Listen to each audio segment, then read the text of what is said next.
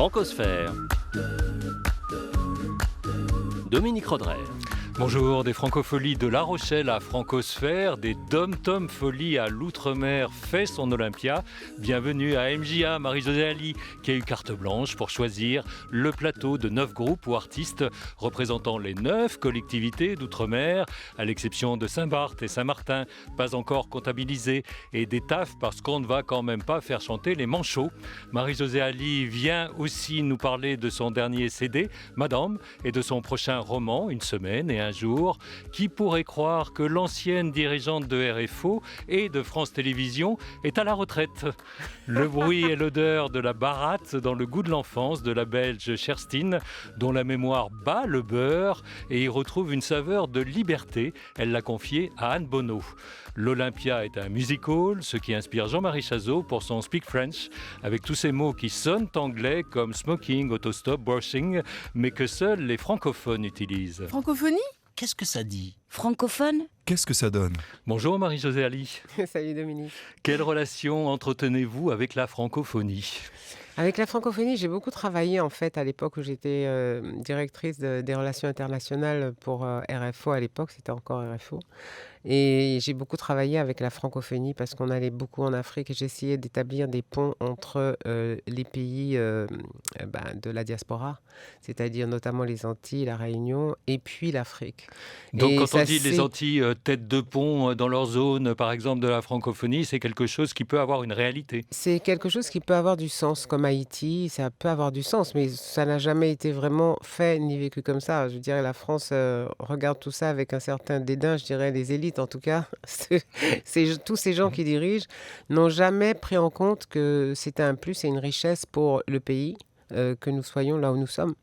Et donc voilà, j'ai toujours trouvé que c'était dommage et on avait, c'était tellement restreint les budgets qu'on pouvait avoir et on était tellement minuscule à côté de cette énorme machine qu'est la francophonie, mais enfin on a quand même réussi à faire des choses. Et est-ce que vous diriez que dans la Caraïbe, la francophonie isole les Antilles ou bien leur permet de rayonner alentour? Je crois que de plus en plus, il y a une génération qui d'abord ne s'enferme pas dans la langue française, qui l'aime, qui la pratique, et ne s'enferme pas dans la langue française. Donc beaucoup de jeunes parlent couramment l'anglais, ils savent l'espagnol, parce que c'est ça notre environnement, hein. Disons la langue des colons. Et puis il y a un créole qui est quand même largement partagé par des pays qui ne sont pas des pays français, ni francophones, et qui sont des pays, Sainte-Lucie parle le même créole que nous, la Dominique, on parle créole, Haïti, on parle créole. Bon.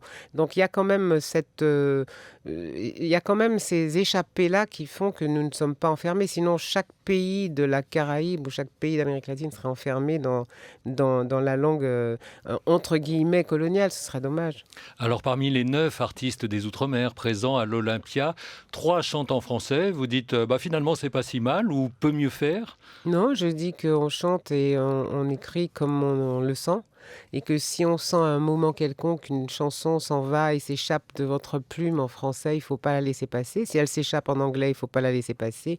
Si elle s'échappe en créole, en espagnol, en wolof ou dans une des 28 langues de la Nouvelle-Calédonie, il ne faut pas laisser passer, il faut prendre. Si vous vous demandez encore qui vous parle, si par hasard vous ne savez pas qui est Marie-Josée Ali, vous pouvez toujours compter sur Corinne Alexia pour aller fouiller dans sa biographie et en tirer son portrait coupé-décalé.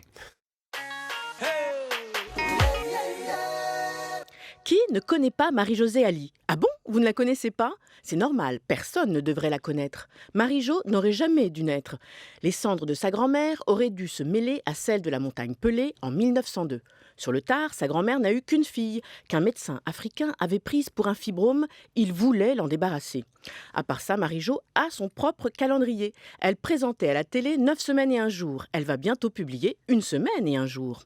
En revenant à Paris, en octobre 68, elle manque de baraka avec les barricades. Elle écrit trop tôt ses premiers poèmes et doit se contenter d'un ours en peluche pour seul public. Son deuxième lecteur est Aimé Césaire, qu'elle poursuit dans les couloirs de l'Assemblée nationale.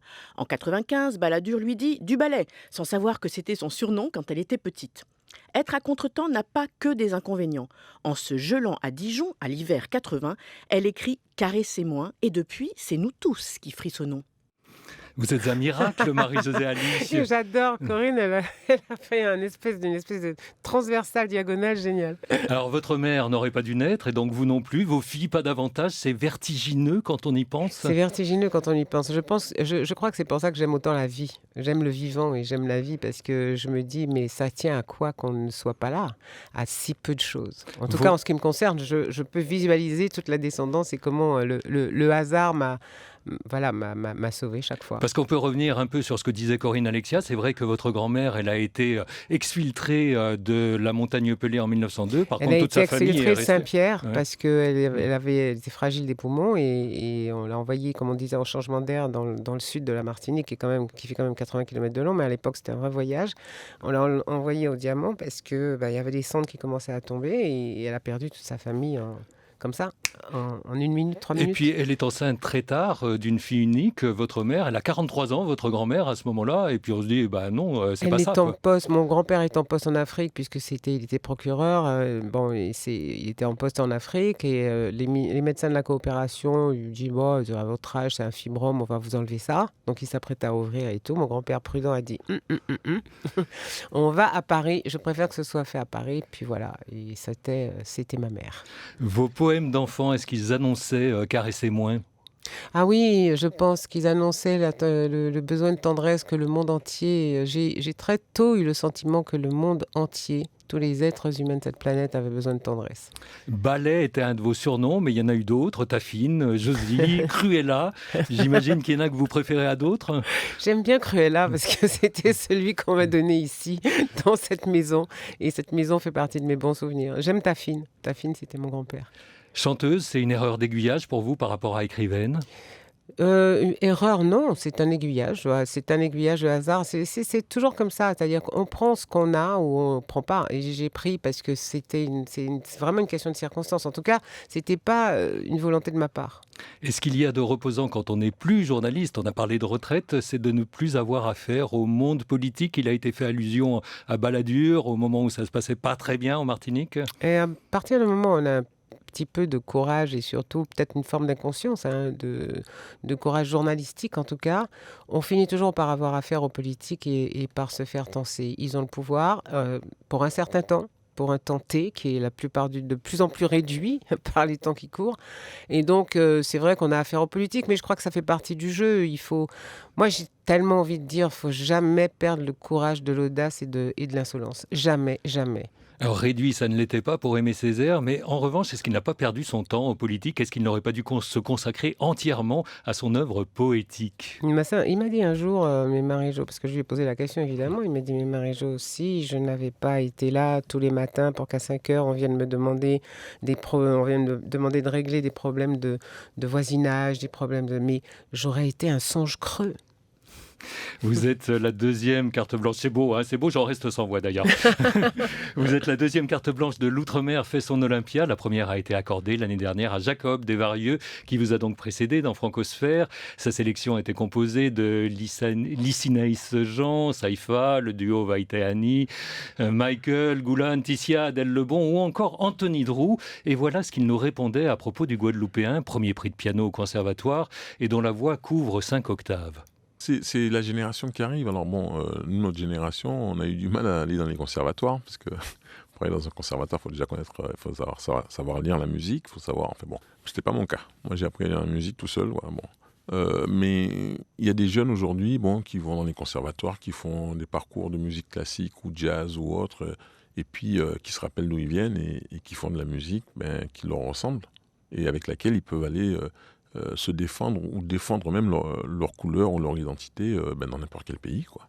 Représenter son pays en musique, c'est important, Marie-Josée Ali?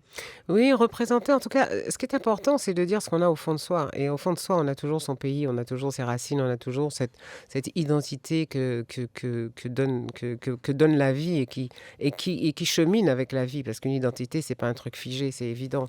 Et c'est important. Et en entendant ce que disait Jacob, c'est vrai qu'il y a une génération, là, maintenant, qui sort du conservatoire, qui a fait des études de musique, de piano et tout, et qui est opérationnelle et qui revient revient à ses fondamentaux. C'est-à-dire qu'il y a un moment quelconque, quand on a envie de faire jaillir de soi quelque chose, eh ben on fait jaillir quelque chose de familier, quelque chose qui est soi, qui est dans un environnement géographique, culturel, et ça donne des choses fabuleuses, ça donne de belles, belles choses qui parlent au monde. Votre mère a fait le conservatoire, c'était une très bonne pianiste, mais vous êtes comme Jacob, dévarieux, autodidacte? Ah, pas du tout. J'ai pas eu le choix, en fait. J'ai pas eu le choix, mais en même temps, je crois que j'ai bien aimé. Elle m'a assise au piano à 5 ans et j'ai fait des années et des années de classique. Ouais. Vous trouvez les jeunes auxquels vous donnez carte blanche mieux formés que les générations précédentes? En tout cas, très déterminée. C'est-à-dire que le métier s'est fait tellement et tellement plus difficile et tellement plus ardu. Et puis, on voit pas trop bien un disque maintenant, ça représente, voilà, c'est un objet sympathique, mais plus personne n'achète de disques. Donc, comment gagne-t-on sa vie en faisant ce métier-là? Donc, il y a une espèce de forme de combat. Ce sont des combattants, tous ces jeunes artistes qui sont polyvalents, multitâches. Et moi, je les admire beaucoup pour ça. En plus, quand on a du talent derrière, parce qu'on peut avoir la volonté et puis avoir plus ou moins de talent, là, quand il y a du talent, c'est des machines de guerre. Alors on va tous les citer, le Guadeloupéen Julien Béramis, la Martiniquaise Morane Voyer, le Guyanais Pacto, la Réunionnaise Ségaël, les Mahorais Stako et Kitoko, Wallis et Futuna avec Aka, Saint-Pierre et Miquelon avec Alexandra Hernandez, la Nouvelle-Calédonie avec JC et la Polynésie avec Vaina Fernandez. Qu'est-ce qu'ils attendent de vous et qu'est-ce que vous attendez de ces 9 jeunes aux formations? Alors, le Wallisien, c'est Ernest. C'est Ernest le Wallisien. Le Haka, c'est un petit plus. Ça devait être une surprise et puis ça l'est pas. Mais bon, ça la sera quand même. Mais il vient de tellement loin et je connais tellement bien son pays et je sais tout l'espoir qu'il met. D'abord, je pense que ce que j'attends, moi, c'est pas tellement ça qui est important. C'est ce qu'ils attendent de ce moment. De cette rencontre avec un public qu'ils n'auraient jamais rencontré, de cette rencontre entre eux-mêmes, parce que à quel moment un artiste mahorais peut rentrer en conversation avec un artiste calédonien, si ce n'est là à l'Olympia vendredi, parce que ça se passe comme ça s'est passé pendant 7 ans sur la scène des Francopholies. Francosphère, Dominique Rodrey. Nous sommes en compagnie de Marie-Josée Ali, marraine du 2e Outre-mer, fait son Olympia. Elle sort aussi un nouveau CD, Madame, en attendant le prochain roman, Une semaine et un jour.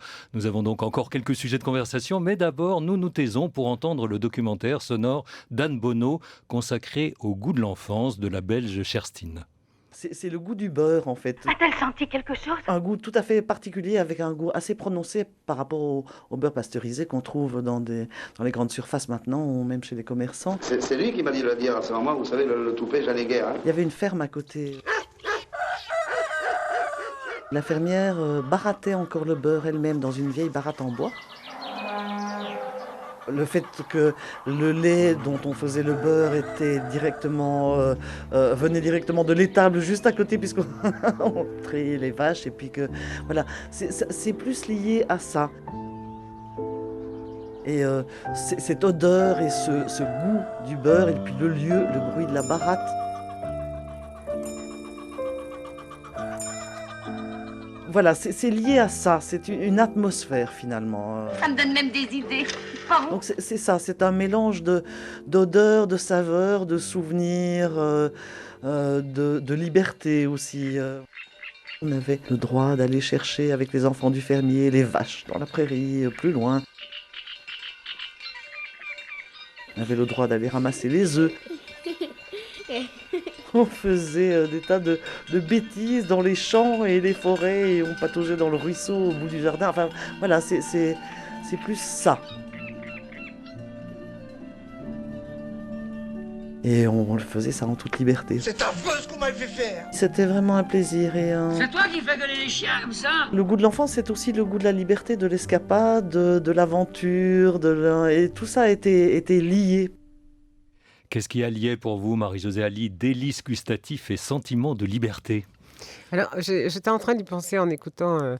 Je sais que le sentiment de liberté, c'était de pouvoir se fabriquer son truc soi-même, parce qu'on était dans une société qui est assez, je dirais, presque corsetée. C'est-à-dire que les femmes, ma mère, ma grand-mère surtout, organisaient la bouffe, organisaient tout ce qui était la maison. Et j'avais une passion, et c'était pour moi le sentiment de liberté avec les autres gamins. On avait l'impression qu'on avait inventé une recette incroyable, parce on mélangeait de la farine de manioc et du sucre de canne, le Digeste. truc bien digeste, bien énorme. Et on mélangeait tout ça dans une tasse et on mangeait ça à la cuillère. Le truc était sec, il fallait boire des litres d'eau derrière, mais on était contents. Mais c'était Parce que vous très l'aviez bon. fait vous-même. Parce qu'on l'avait fait nous-mêmes sans savoir que des tas de générations l'avaient fait avant nous et qu'on n'avait rien inventé du tout. Mais c'était l'espace de liberté qu'on avait réussi à avoir par rapport à la nourriture. Ça ne saute pas forcément aux yeux, mais vous aimez manger, Marie-Josée Ali ? Si, j'adore ça. Si, mais j'aime manger sain. En fait, je suis très. Puis j'ai des périodes que je traverse comme ça, qui sont très. Enfin, je suis plutôt bio, bien sûr. J'aime le poisson, j'aime pas la viande, j'aime les trucs épicés, mais j'aime les trucs épicés avec plein de légumes, plein de trucs comme ça. En fait, je fais mes petites décoctions. À propos de goût, pour quelle activité est-ce que vous avez eu le plus de goût jusque-là ? Le journalisme, la musique ou la littérature ? Les trois, en général. Ouais. Et vous espérez bientôt être plus reconnue comme romancière que comme chanteuse ? Ah, je sais pas, non, reconnue, c'est pas... Non, j'espère faire plaisir aux autres à travers la musique, faire plaisir aux autres à travers la littérature, et c'est pas du tout le même... C'est un tête-à-tête avec la littérature, c'est chaque fois quelqu'un qui est en face de vous et vous le connaissez pas, vous le verrez jamais. Alors que la musique, ils sont là autour. C'est totalement différent, mais ce que je cherche, c'est à partager des moments positifs avec les autres.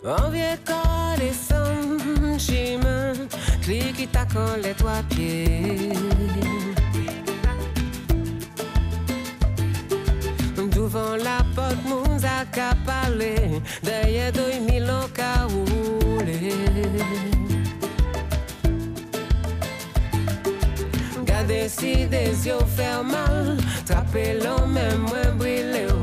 Et même si moins décidé. Parler comme on lit, c'est en nous pas qu'attendre.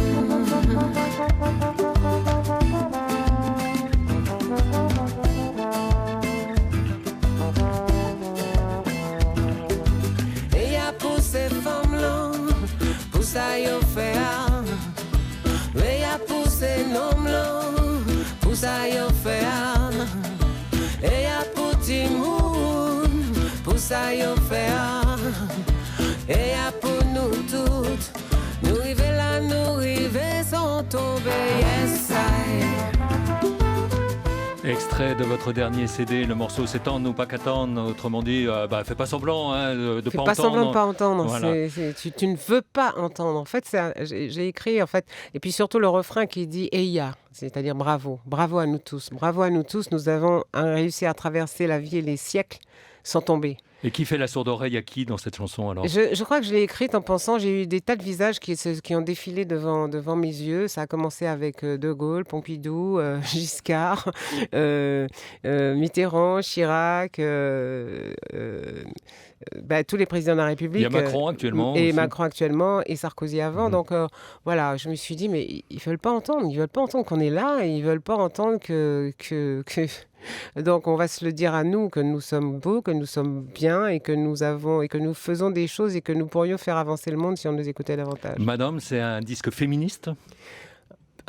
Disons que c'est un disque, c'est celui qui me ressemble le plus sans doute, parce qu'effectivement, Madame, j'ai choisi le titre pour l'album d'un morceau qui dit aux femmes qui se font agresser, qui sont blessées dans leur âme et dans leur corps, par la brutalité de la vie des hommes ou des autres. Je leur dis que non, il faut pas qu'elles se laissent faire, et il faut qu'elles soient debout. J'en ai rencontré tellement, des femmes qui sont des Amazones debout, mais qui cèdent à l'amour, qui cèdent à des tas de choses, et non, les femmes sont formidables. Ouais, c'est vrai. Oui, on va dire ça, il est féministe. Même si les sorties de disques ne sont plus attendues comme avant, c'est important de continuer à produire des CD, à marquer le coup. Moi, je pense qu'il faut toujours avoir un objet. On est dans une société de désincarnation totale de tout, et je crois qu'on a de plus en plus besoin d'un objet. On a besoin de son ours en peluche. Je suis désolée, mais c'est comme ça. Et l'objet, le CD, ça a un sens. Ça veut dire que ça marque une époque. Il y a une photo, il y a un truc. C'est un moment. C'est pas un truc virtuel qui est perdu sur le web. Bien que le truc virtuel sur le web soit extrêmement important et indispensable. Mais il faut le disque. Oula, pas qu'arriver bout pour ça marcher. Oula, pas qu'à lever corps pour ça gourmet. Pourtant, vous savez depuis longtemps, la vie pas jamais fait nous cadeau. Oula, pas qu'arriver au bout pour ça marcher. Oula, pas qu'arriver corps pour ça gourmet. Nouvel extrait de votre dernier album en date, Madame. Nous sommes dans le morceau cinéma. Vous n'avez jamais été tenté de rajouter cette corde-là, le cinéma, à votre arc? Non, non, non. Dans la famille, il y en a. Il y a ma dernière fille qui fait du cinéma, qui réalise, qui fait. Mais non, non, c'est pas. Non, j'ai pas ce talent-là. Alors Et- en revanche, vous en avez beaucoup et qui s'expriment sur ce disque.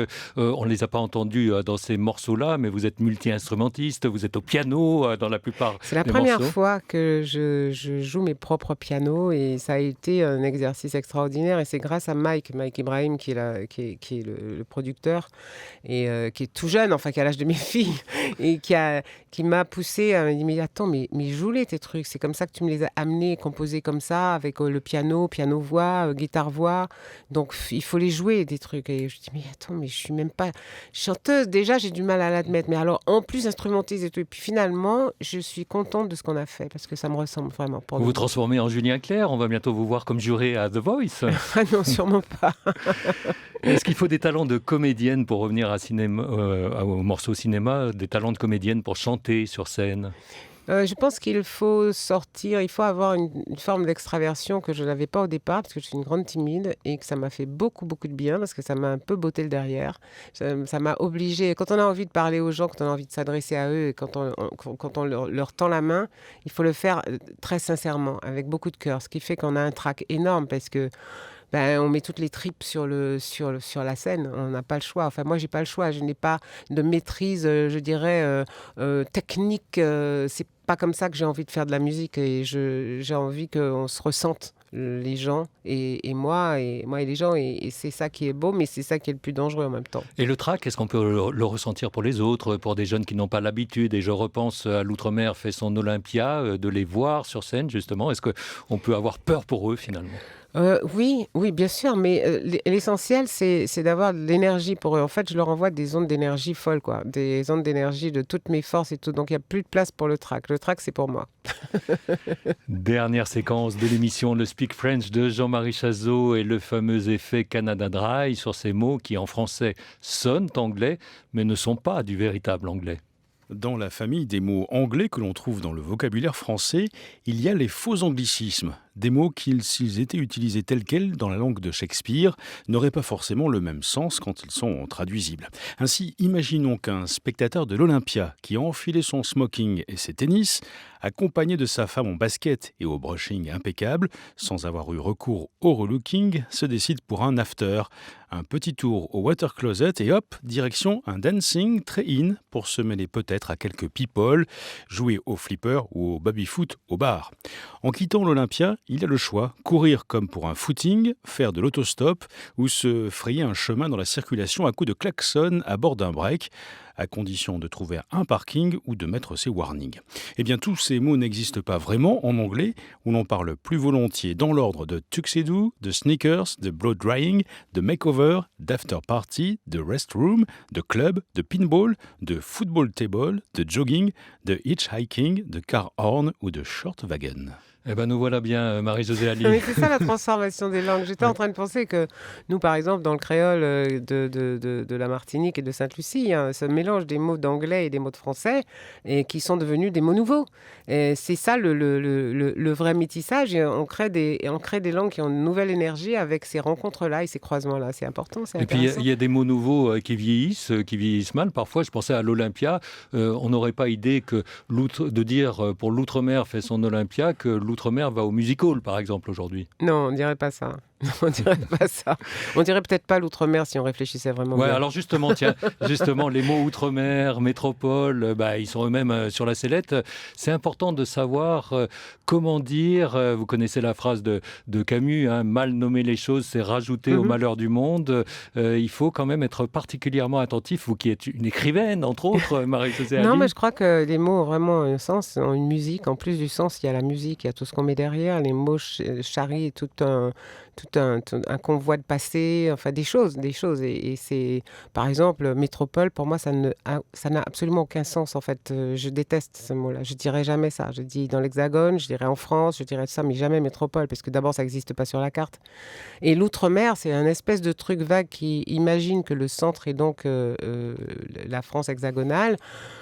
Bon, il ne faut pas se voiler la face, c'est un peu ça qui se passe, mais de moins en moins, puisque de plus en plus de la décentralisation fait qu'il y a des statuts politiques qui ont évolué pour les pays d'outre-mer.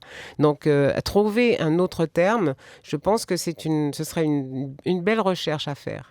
Votre dernier CD est chanté en créole, mais l'anglais reste en bonne place. Il vous vient plus naturellement que le français pour la chanson? Non, c'est-à-dire que l'anglais, en fait, est venu sur une chanson qui s'appelle Missy Byron. De Lord Byron. Il y a Say Yes aussi. Oui, il y a Say Yes. Mais la première a été Missy Byron parce que c'est un poème que je croyais de Lord Byron, mais qui ne l'était pas, qui était d'un autre écrivain dont je ne me souviens plus du nom, qui était un petit peu le marquis de Sade de l'époque en Angleterre, et qui avait écrit une biographie de Lord Byron et qui disait « From too much love of living, from help ». Et j'ai toujours adoré ce poème et j'ai passé le bac avec. Et j'ai eu une note faramineuse en anglais à cause de ce poème et j'ai voulu le mettre en musique. Et puis ajouter du créole. Et puis quand j'ai commencé à travailler en anglais, j'ai eu envie ça m'est venu tout naturellement de le faire pour d'autres chansons. Merci beaucoup Marie-Josée Ali. Celles et ceux qui n'étaient pas à Paris pourront retrouver en ligne votre carte blanche du 20 septembre, 20h. L'Outre-mer fait son Olympia. Également disponible bientôt, très bientôt, et recommandé votre nouveau CD Madame, en attendant le roman. Et ça c'est pour janvier 2020. Merci également à Corinne Alexia, Anne Bonneau, Jean-Marie Chazot, Sandrine Weber et Nicolas Palcossian. Merci Dominique.